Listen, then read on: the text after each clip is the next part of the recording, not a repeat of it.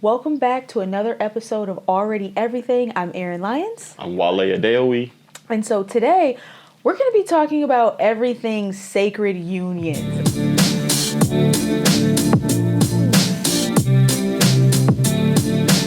This has been something you guys have been asking us about. And so kicking things off, one of the things we're going to address is how to recognize when you're in the wrong relationship. I mean, so many people ask me about this, and it's tricky. It's tricky because when I'm tuning into their energetic field and I'm getting a grasp on the unique soul contract, right? That determines if they're ready to release this partner. Sometimes even I'm being told that they're not going to stay in the relationship together, but it's not time to break up yet because there's still some things they need to learn. There's still some experiences they need to go through. So for us as like healers and channelers and guides, it's difficult to answer that question. But what's your perspective on when it's time to leave a relationship? When you feel like you getting so resentment where you stop caring about what they think, what they feel about you, and you become more competitive with them and you feel like it's just not sustainable, that's probably time that you need to move forward. This is what I say. Ride the ride until you don't want to ride the ride.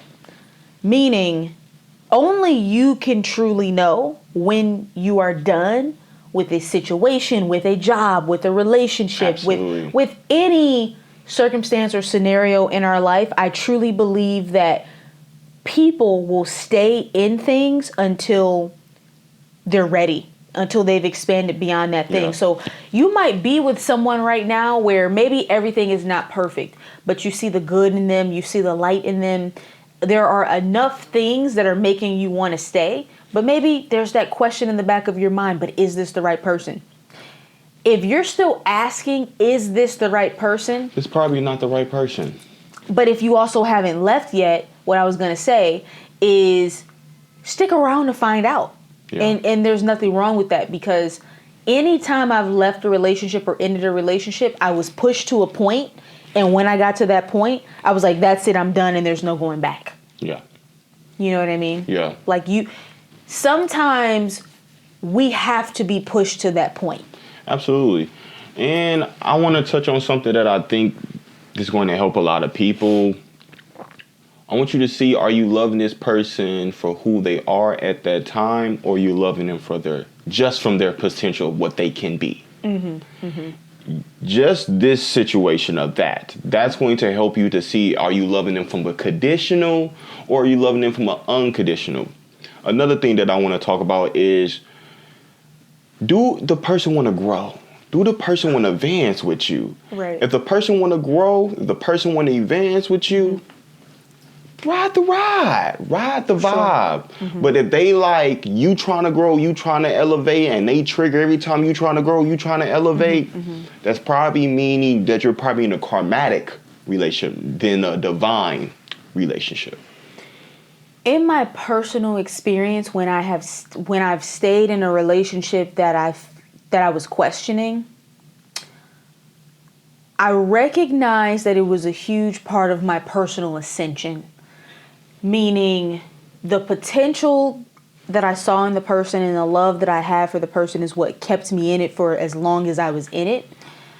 And I do believe that I needed to stay in that relationship at that time to heal some things within myself, overcome maybe some beliefs that I had.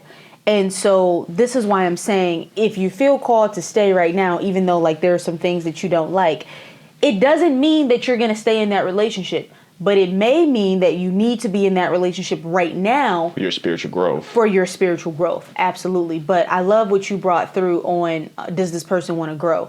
I'm a firm believer that if you express your needs to someone, if you let them know this is what I need to feel safe, supported, and held in this relationship, and they don't make an active effort to change, that's a sure sign that that's probably not the person that you need to be with. Absolutely.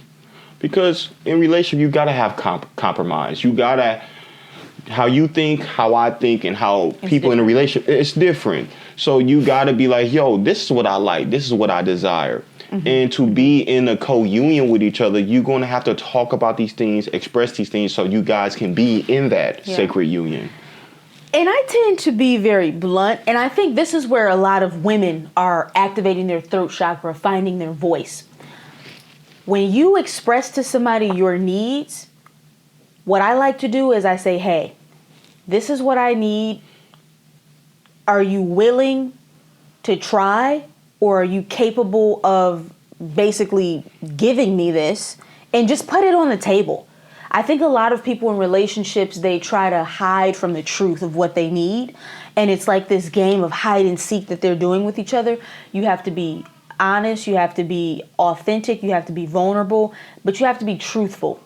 What do you require in a relationship? Let that person know. Yes. I think that's good because I know in our personal relationship, you have told me things like, it's a time where it's just, I was doing a lot of like hard work, but it wasn't accumulating into money. You know what I mean? And I didn't. I call those non-revenue producing activities. Yes. and you call me out on it, but it wasn't that I was resistant of what you said. Mm-hmm. I was open to what you said because I never heard that terminology and that way of being that I'm like, you know what? She's right. Mm-hmm. And it made me grow. It made me expand. It made me evolve. Mm-hmm. So I think it is it's very important to express your needs to your partner and express what they're going through because it's something that they probably don't even know. Well, I think what you're speaking to is sometimes there may be something that you notice in your partner and it takes someone that has courage to express that. And I think there are gentle ways of delivering things to your partner so they don't feel attacked or they don't feel criticized and they don't feel belittled. And I think in a lot of relationships what goes wrong is when people are trying to point out certain things and they are interpreting it in a way where they feel like I'm helping this person, but the person experiences it as an attack. Yeah, and like so you're talking at exactly them, like it's, talking down. It's to all them. about delivery. Absolutely. Like what is your delivery? And so usually when we're in the wrong relationship, the person's delivery is never right, meaning they're not gentle with us. They don't understand our love language of, you know what? I know this might be sensitive for them, but I still feel like I need to say it. Mm-hmm. What's the best way I can say it because I care about their feelings? Mm-hmm. Emotional intelligence. Emotional intelligence, I think when you're in the wrong relationship, that person is not really concerned about how you feel. They just have a point. They want to get the point across. They have a greater desire to be right than to create safety in the union. Yeah, because if a person just want to be right and they don't want to just be aligned for you, that's going to tell you right then and there that that's not the person for you. Because there have been times in our relationship on both ends where you have to tell me something about myself. Yeah. I have to tell you something about myself. We have to have a love that is strong enough to where we know we're telling each other this thing because we want to see us in our highest. And our best self. And I think like when I see these relationships that don't work out, I see two people that never were really on the same team to begin with. Not on the same page, same wavelength. It's like knowing that me and you are on the same team, that automatically creates safety for me to say, hey, I think you can tighten up here. Yeah. And for you to say, I think you can tighten up here. Yeah. So does this person handle you with care? Mm-hmm. And do they deliver with love and a gentleness? I think that's a sign that can help you determine if you're in a right relationship. Have you expressed your needs and they have proactively tried to meet them? And this is not like an ego thing where it's like, this is what I need and you just need to do it. Yeah. We're just talking about like if there are fundamental things that you need to feel safe, loved, secure, etc. And you've expressed this multiple times. Has this person at least made an effort to change or meet those needs? If not, usually a sign that you're not in the right relationship, because that person doesn't care about your, they don't care enough to change. Yeah. You know what I mean? Absolutely. And in a relationship and in a sacred union, you want to be with something who wants to grow with you. That's the big key. If they want to grow with you, ride the wave. But if they don't want to grow and they want to be stuck in their ways, that is not alignment for you. Yes, I agree. Now, why do you think people stay in relationships longer than they should? Meaning, they've seen all these different instances of this person not meeting their needs, not showing up, not changing, and years can go by. Why do you think they stay? I think one is because people settle. They don't feel like it's nothing more out there. They don't feel like it's something better out there. And another thing that I think people do is, you know what, well, he's very financially stable. And since he has so much money, I'm just going to settle. So people be in relationship for the material reason than the unconditional love reason. That's a big one. And I want to talk about this because as long as you believe there's a middleman between you and your abundance, you and source, and I know when we get into gender roles, that's a whole other conversation of should women be financially, fully financially supported by men and you know, that type of thing. However, I completely agree with you. I think people stay in relationships based on what that person is doing for them in a material sense. Absolutely. And because they're afraid of losing that material security, or let's just say financial security, they stay. They stay. But what are you really doing? What are you really believing about yourself when you do that? You're actually believing, I can't create a reality where I can experience abundance on my own beyond this person. My well-being and my abundance and my safety is attached to this person. And that's being codependent. And you're being codependent on that person. And typically in these types of, relational interactions, they're very surface level. Because if I'm just with you because of what you can do for me, am I really with you because of who you are? who you know what I mean? I think that's very interesting. I think another reason why people stay in relationships, I'm hearing this, they don't believe that someone else wants them. Meaning they've been in this relationship for so long and it's so comfortable. And it's sort of like when you're with the same person for so long and you're so comfortable with each other that you accept, let's just say, each other's flaws. Or, okay, example I'm getting is, let's say somebody gained 30 pounds over the course of this relationship. And they're like, well, I know he or she at least accepts me. I can't believe that someone else out there would accept me at this new weight. Absolutely. Or at this new juncture in my life. And so because of the lack in belief that someone else could see something worthy within them to be loved, they stay, even if they're unhappy. Mm. What do you think about that? And that's being in not a spiritual sacred union. That is being in a lower state union. Let me expand more on this. When you want to be in a high vibrational sacred union, you're going to express yourself to your partner, be like, yo, you gained 30 pounds, hey.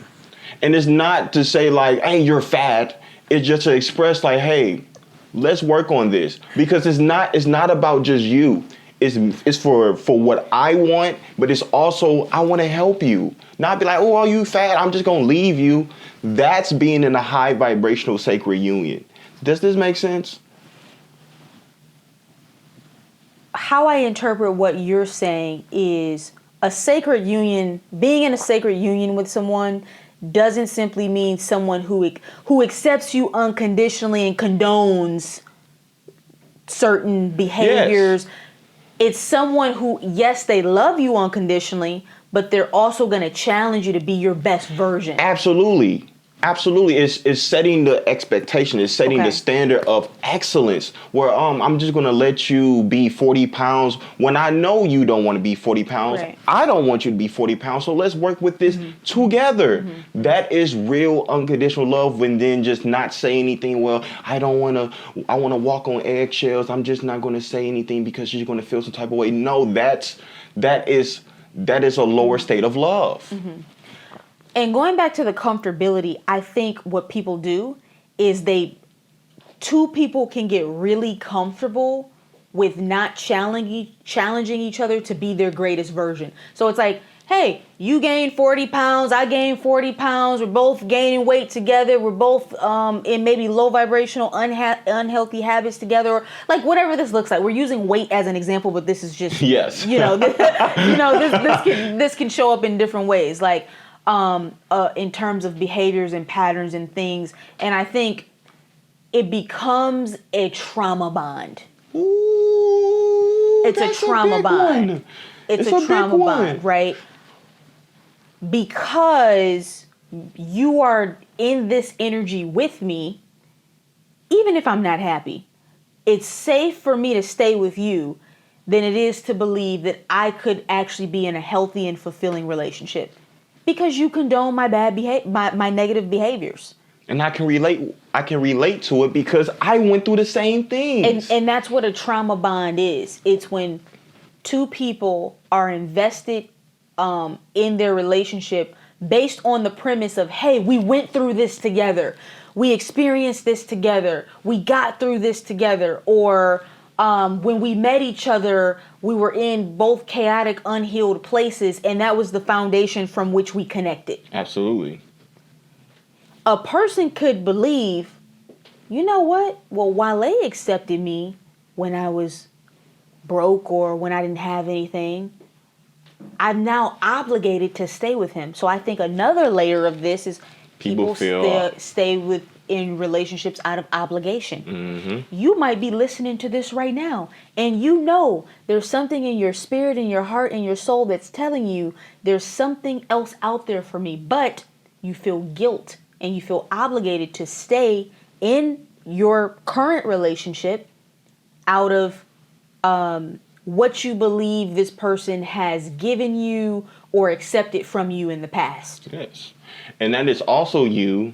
In a spiritual perspective, it is delaying your spiritual growth, because in relationships, the fastest way to grow is to be in a relationship, because a person is going to reflect on you of your good, your bad, and your ugly. Mm-hmm. So you want to be with someone who's helping you to refine your growth than just settling, because when you're settling, you're staying the same. Mm-hmm, mm-hmm.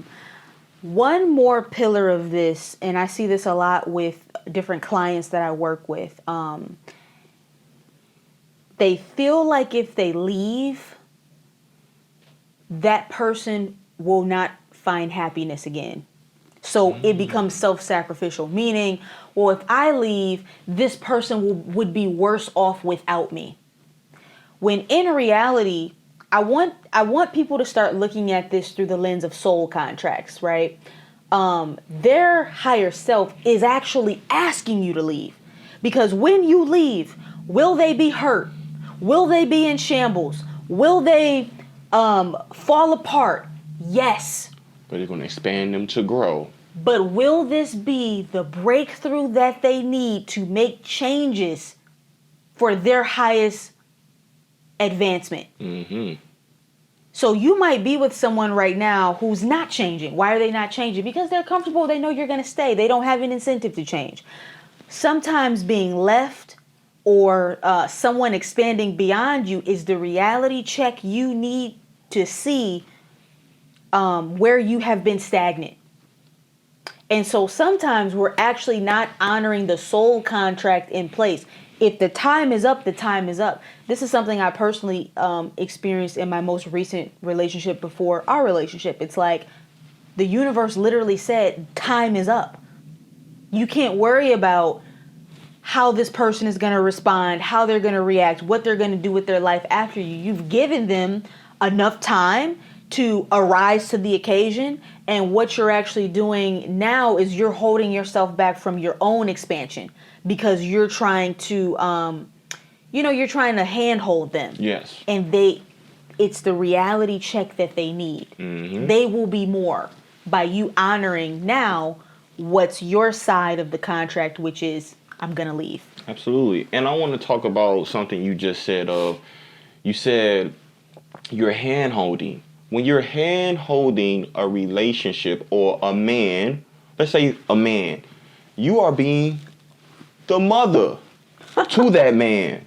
And if you are a man holding the hand of the woman, you are being the father to that woman. So you want to recognize those things because a lot of people, and this can be subconscious, are dating their mom or dating their dad. Yep. So are you dating your mom? Are you dating your dad? So you can grow, keyword grow, and expand so you can move to a new paradigm to bring another healing to your family. This is something that is very big collectively with a lot of people. Yeah.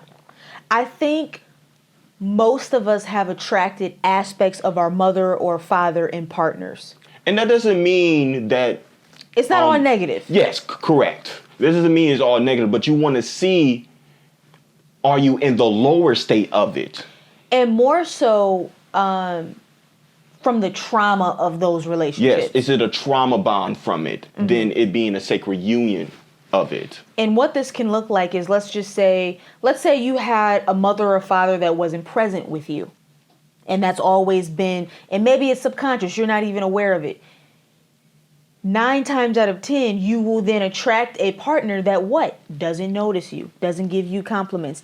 And it's, what's happening. The universe is attracting your mother or your father in disguise of this other person to give you another opportunity to heal from that wound of not being seen, not being heard, not being validated. And so what will happen is the trigger will keep coming up in the relationship. Why didn't he give me a compliment today? I spent, 2 hours getting ready for our date. Why didn't, but really it's shining a light on significant areas of your life where you have felt unseen. And you're staying in that dynamic, hoping that they see you one day. Yes. Hoping that today's going to be the day that they initiate more intimacy. Tomorrow night's going to be the night that they, whatever the thing is. Yes. But really, you're waiting on mom and dad. Same reality. To give you the validation that you always wanted. Same reality, just different person. And that's why we're saying it's in disguise. It's your mom or your dad in disguise. And so what can people do to heal that energy? And this is why I said I believe that all of my relationships have been the biggest part of my ascension in terms of getting me to heal certain wounds and things within myself beyond that person. That person is just the mirror to put it up to my face and say, hey, you need to work on this. They're just playing their role in the game, right? And how I think people can heal from this is start connecting the dots. What's the theme that keeps showing up? Why is this so triggering for you? What is it really trying to get you to see? It usually has to do with a codependency or an attachment to this person. And once you heal that, you don't have to be attached to any person, no matter how much you love them. Absolutely. You understand that your validation, your love comes from source, comes from God. So that's you embodying that I am. Exactly.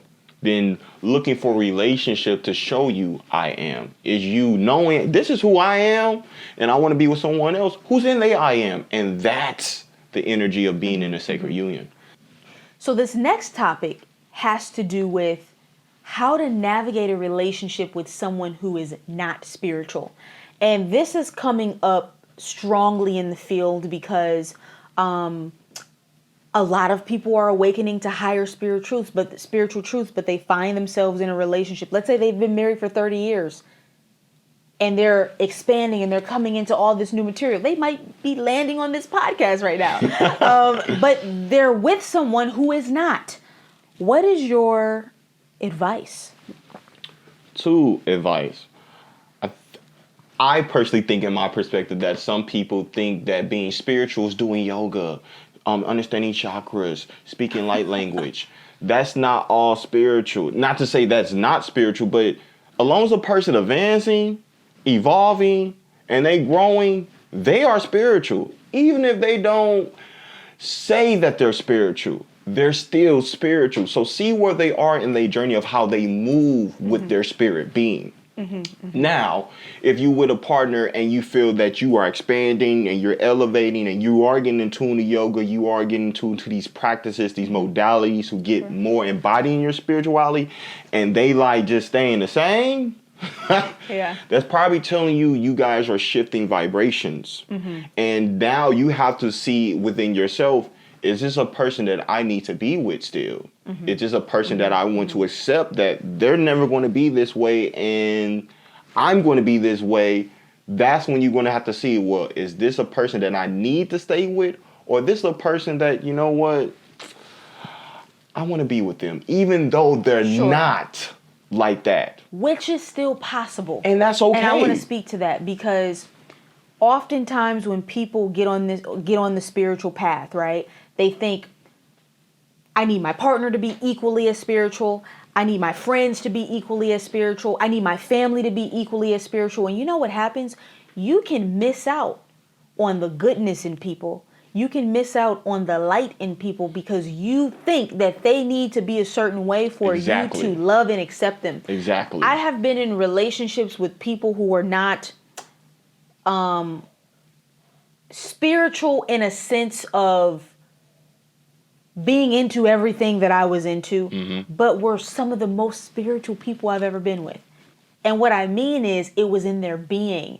It was in their essence. They didn't need to consciously sit down and listen to Joe Dispenza for 5 hours. Okay? They didn't need to do that. But how did they show up in the way they treated people? How did they show up in the way they treated me? How were they feeling? What was their state of being? You see, there are so many people who are spiritual without being spiritual. They don't even say that they're spiritual. Which is what I think you mean, which is they don't need to consciously be awakened or aware. They're embodied in it. And so I think people can get so hung up on the idea of like, me and my partner need to be exactly the same. Yeah. And they miss out on the opportunity to enjoy that soul for what they're bringing to you and what are the moments you can create. I've had, even beyond like romantic relationships, even in friendships, right? I still to this day have some of the best friends that I've had since childhood who are not spiritual. But I love their energy. I love their frequency. I love how they show up in life. Yeah. And to me, that is spiritual. Absolutely. It's two people that I want to talk about. And this is not people that I was in a romantic relationship. These are people I played football with. One guy's name is Jalen Davis, who actually plays for the Cincinnati Bengals. And another guy, a lot of you guys probably know him, named Jordan Love. He's the quarterback of the Green Bay Packers. These two dudes never have spoke to me and told me they were spiritual, but how they move was so spiritual. Jalen Davis told me one day, we was true sophomores, and I was like, man, these coaches, they not messing with me, man. I don't know what's going on. Like, and he said, make them mess with you. And I was like, it's a mindset. It's a mastery it's of your a mindset. Being. We was freshmen, and he was fourth string. He said, I don't know about y'all, I'm starting. And what did he do that year? He was starting. Yeah. Jordan Love, super goofy dude, never talked about he was spiritual, never seen him in his zine. But from 17, that dude had a poise, had an energy, had a vibration on him that was very godly. That now, he went number one. I mean, did not go number one, but he went first round. First person to ever actually did that at Utah State history as a quarterback. Yeah. And now he's one of the best quarterbacks in the NFL. That's being spiritual, but he doesn't actually express that he's spiritual. His actions show that he's spiritual. And he might not ever pick up a book on the Akashic records or past lives, and he doesn't need to. Absolutely. Right? It's how does he show up in his life?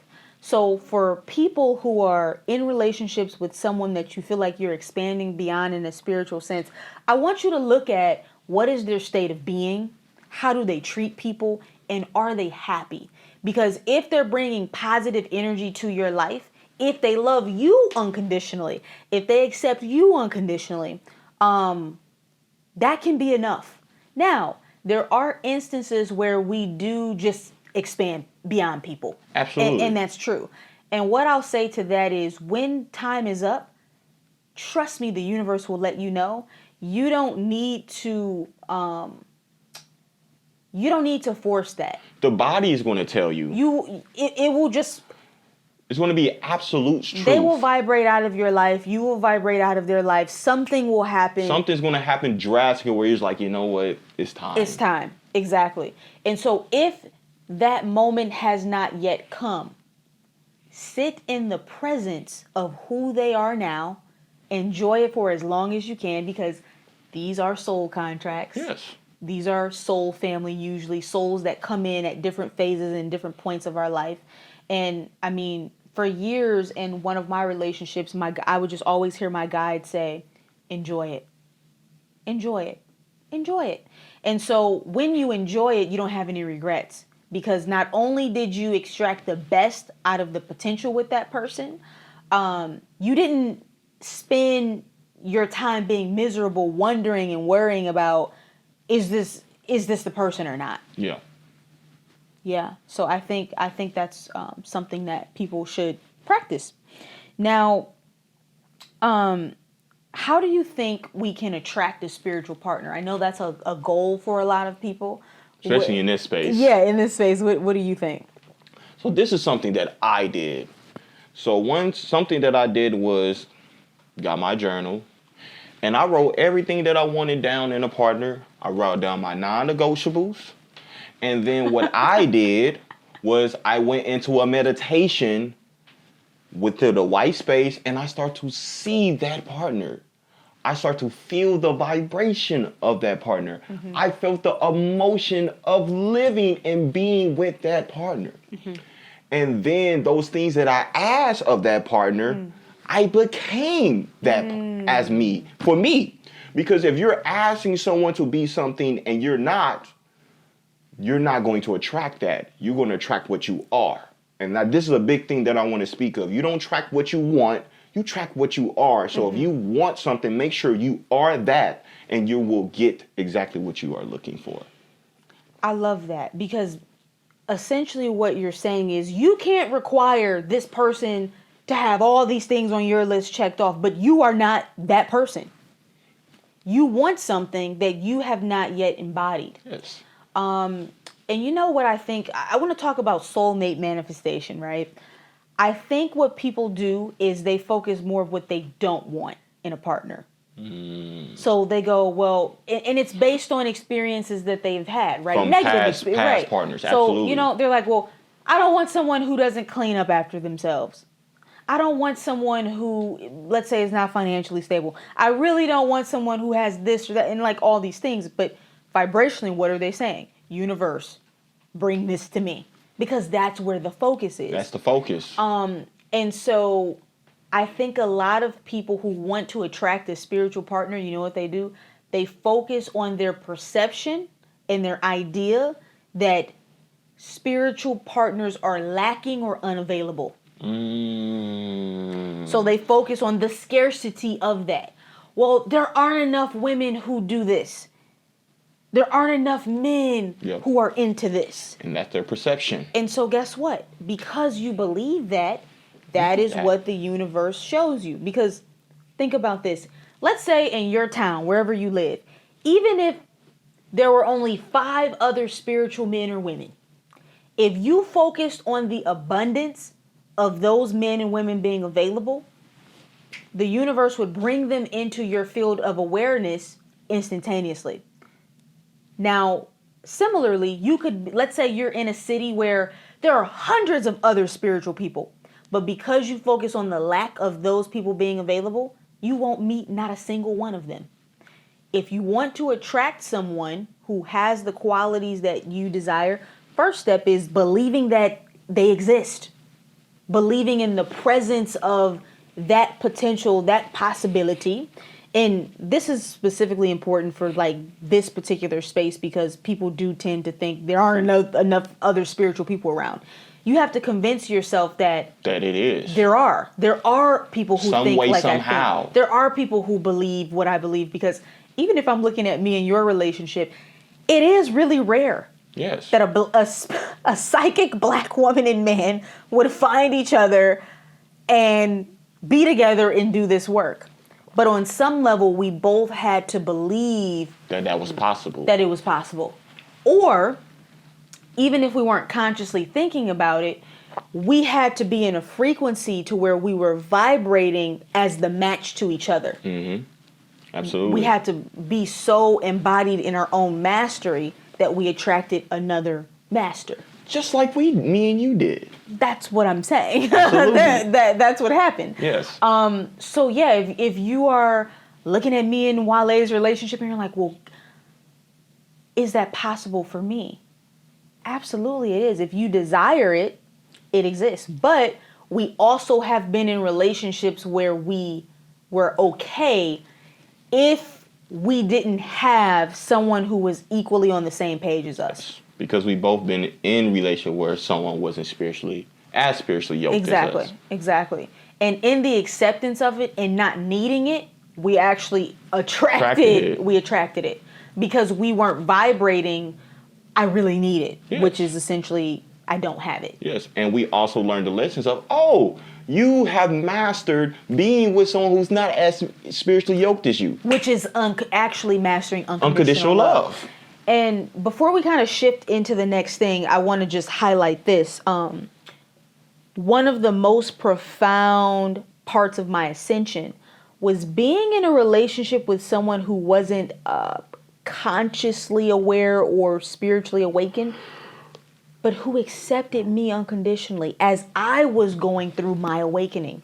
Meaning I'm starting to channel galactic beings and I'm starting to speak light language and I'm starting to do all these things and I'm asking this person, how do you feel about this? And they're like, I just love you. I don't get it. I'm not having that experience for myself, but I love you. I accept you. And you know what it made me do? It made me look in the mirror and say, this person can accept me and love me unconditionally. They are a master. Why can't I accept them and love them unconditionally? And so oftentimes, there is a such thing as spiritual ego. And we can be so spiritually awakened that we don't even realize that we are practicing judgment and non-acceptance of other people who are actually in their mastery. Absolutely. I mean, this resonates to my soul because I was actually in a partnership where it was the opposite of you. I was taking shrooms, I was reading books, and then I'm expressing to my partner at the time, and she actually said to me, she's like, you actually make me feel dumb. Wow. So that made me, I'm like, what? To the point where we would be on FaceTime and we could talk about everything to the point where we would be on FaceTime for hours. We couldn't even have a dialogue conversation. And it was the energy that I was projecting of, you're not on my level. Right. You're not, this is not alignment. So it's not to say that I shouldn't have, I think I should have still left that relationship, but I was in the energy of not accepting that person where they were in their journey. And it can come off as hurtful and belittling. Yes. And I think a lot of people in the spiritual space do that, where it's like, well, I'm so spiritual and I can meditate for an hour and I can do, and you're making, and even beyond romantic relationships, you're making other people feel lower than you. Yeah. That's not mastery. Really, that's not mastery. Right? It's all about, whenever people meet me, the only thing that I want them to take away from meeting me is I felt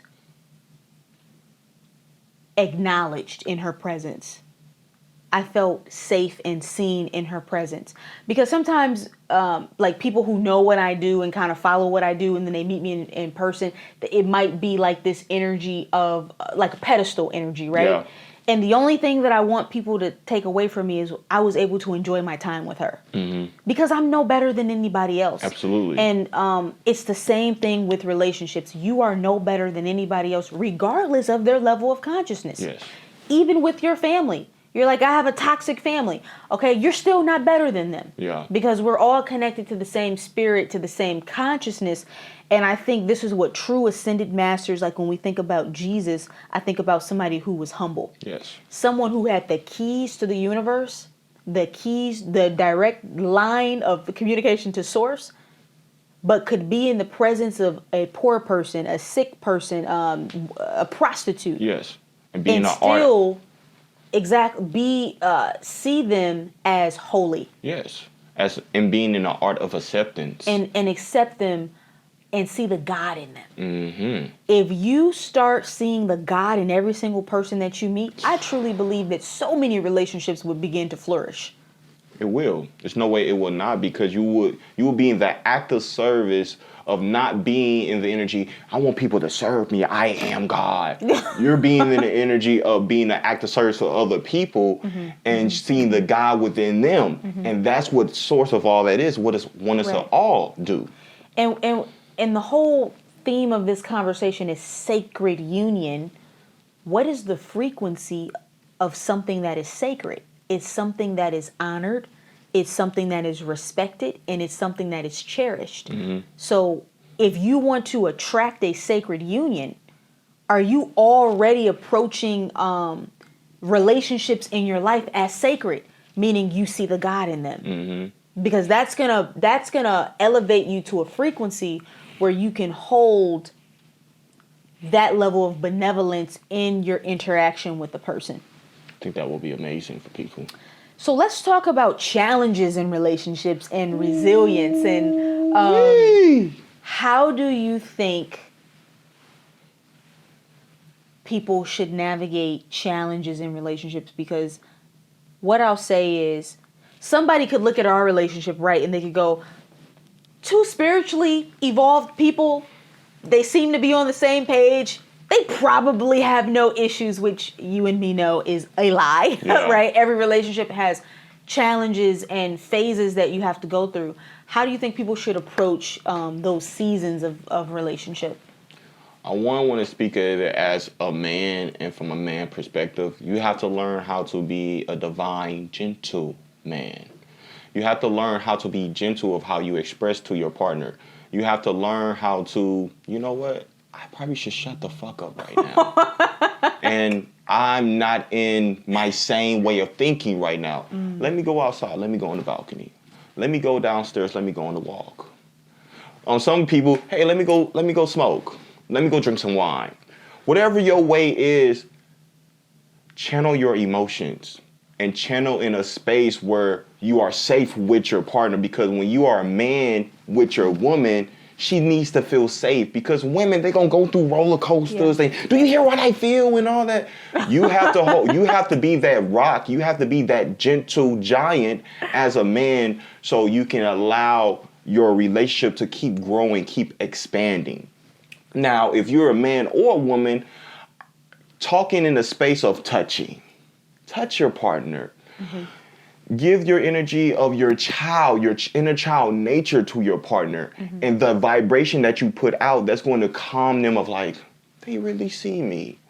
They really trying to talk to me in a way that can help me and them at the same time. And I think those two vibration as a man and a man or a woman, it can make your relationship of the challenges, if you will always be resilient and you can get through anything and everything with them.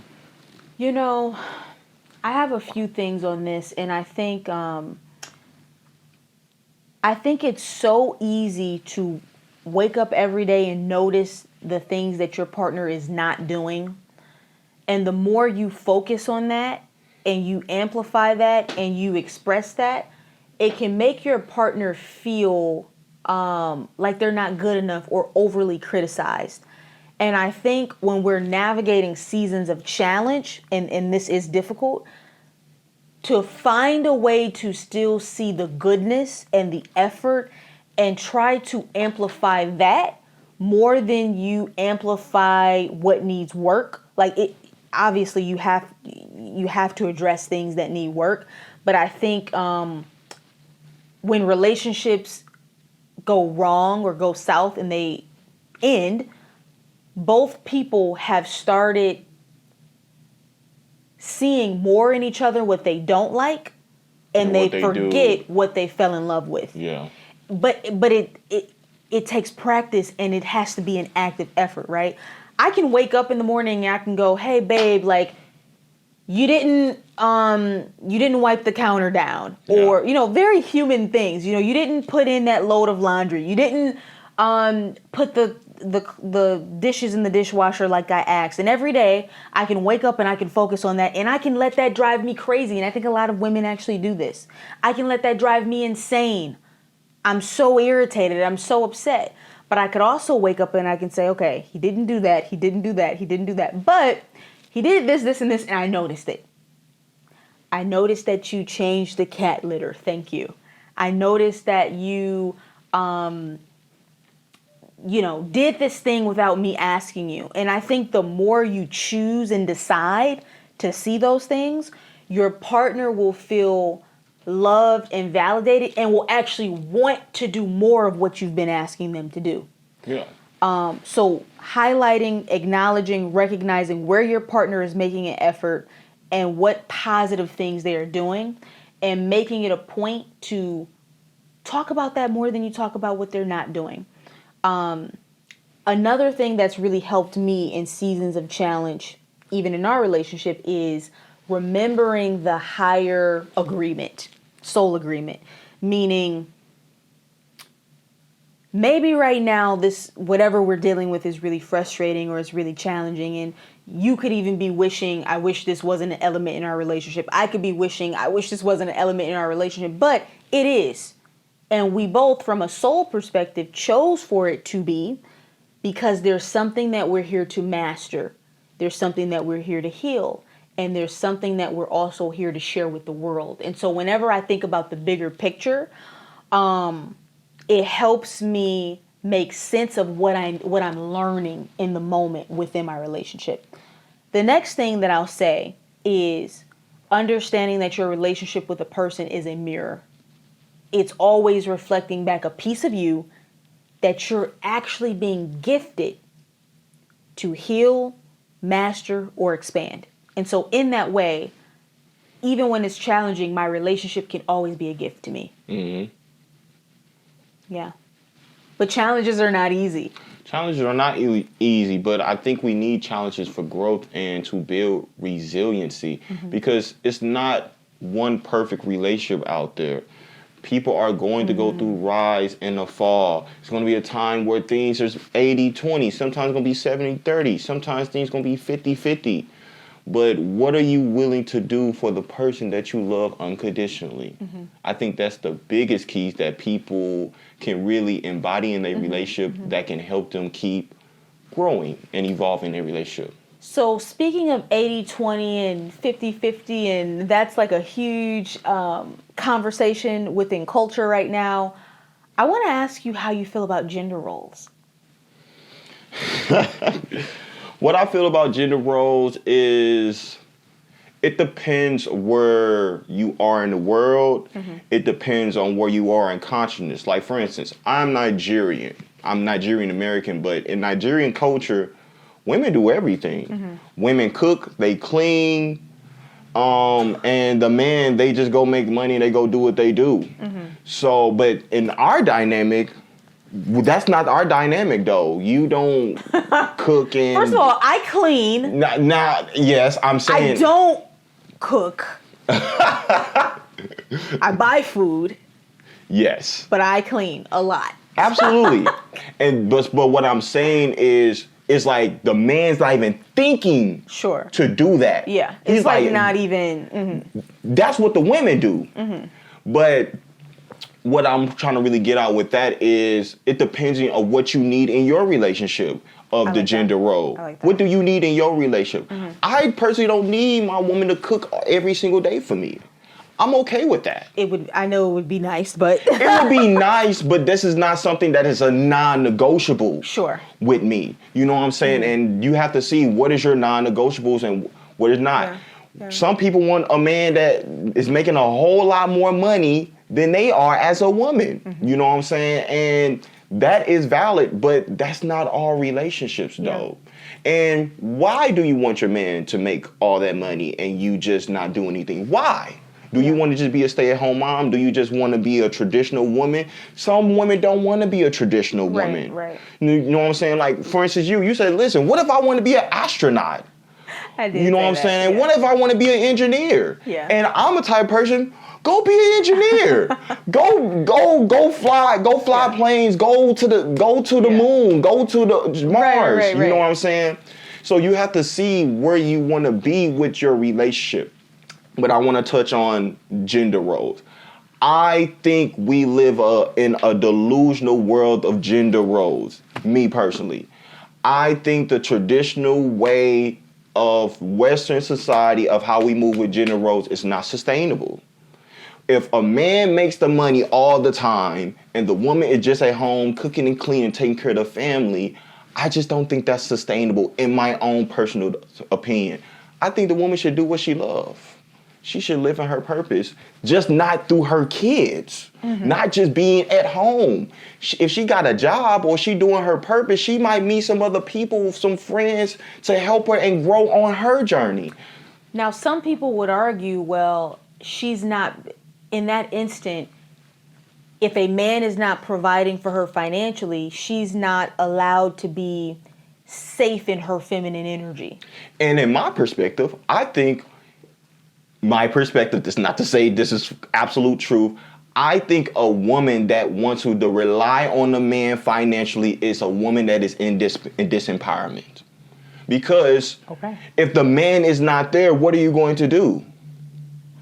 So what do you like? How you going to how you going to have a house? How you going to take care of the kids? How you going to take care of yourself? Yeah. So I feel like that's a disempowerment state of relying on someone to help you fully financially, where you're not doing anything in that process financially. This is what I'll say, and this is what I hear Source Spirit saying. People have to do what works for their relationship dynamic. Yeah. Whatever brings you the highest happiness and joy, do that. And that's what your higher self, their higher self wants you to do. Meaning, for some households, a man generating the income and the woman staying home with the kids, or that type of traditional setup, that works for them and they're happy. Yes, if they happy, the main do question it. Yeah, is, absolutely. are you happy? Absolutely. I think this is more about happiness than the actual role. Yes. And I feel like this is where people are getting off track, right? Because they're trying to either follow something that doesn't work for their family just for the sake of saying we follow it. Yeah. As opposed to really getting to the root of, are we all happy? Yes. Right? I think there are some women who genuinely, and I identify being this type of woman, they need to create something. Yeah. They need a business or a career or something beyond the home, absolutely, beyond their man, beyond their kids, that they get to co-create with Source. Yeah. They get to manifest their reality. I think it is extremely ignorant for people to place women in a box and say, I agree. She doesn't want to experience that. She just wants to be at home. No, what if I actually really don't want to be at home? Yeah.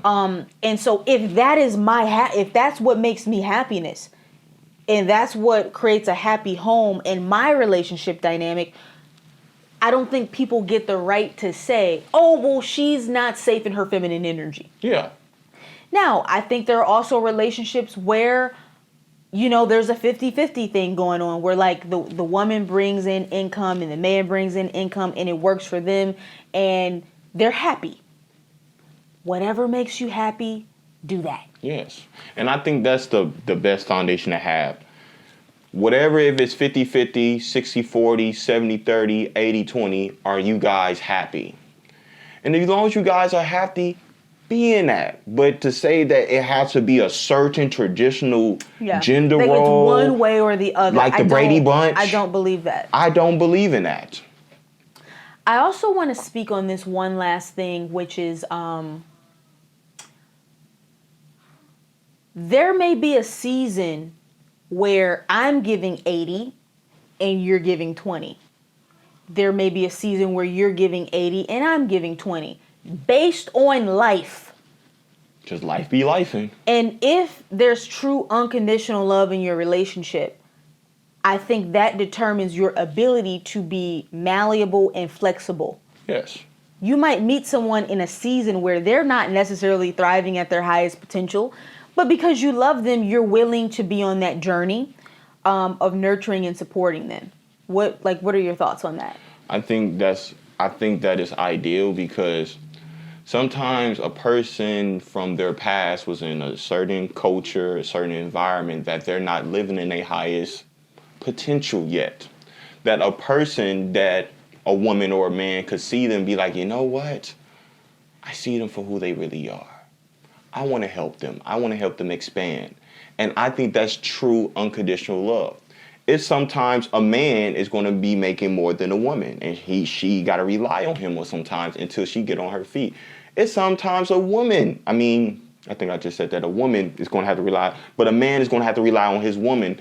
And that dynamic is really hard, because a lot of men, that's hard for their ego. Mm-hmm. They want to be in control. They want to be the man. You know what I'm saying? So a man who can do that and go through that experience of not being the financial breadwinner at that time, that shows where they are in their spiritual, and it shows where they are in having an evolved ego. Mm-hmm. And I do think there are instances of men and women who are trying to benefit from someone else. Yeah. Me you know, too. Yeah. And so I can see why most people are opposed to that scenario you just spoke about. Meaning, especially for women, I meet a man, he's not at his highest financially, I'm going to invest time in this man. Okay, most women are going to think, is he using me? What am I getting out of this? This is more work on me. But again, I think it goes back to, do you truly have unconditional love in your relationship? Yeah. Because when the love is real, you will find yourself doing things that maybe you thought you wouldn't do. Man, love make you do crazy things. Love make you do crazy things. Yeah, I think that's a good place to leave it on love. So thank you for tuning into another episode of Already Everything.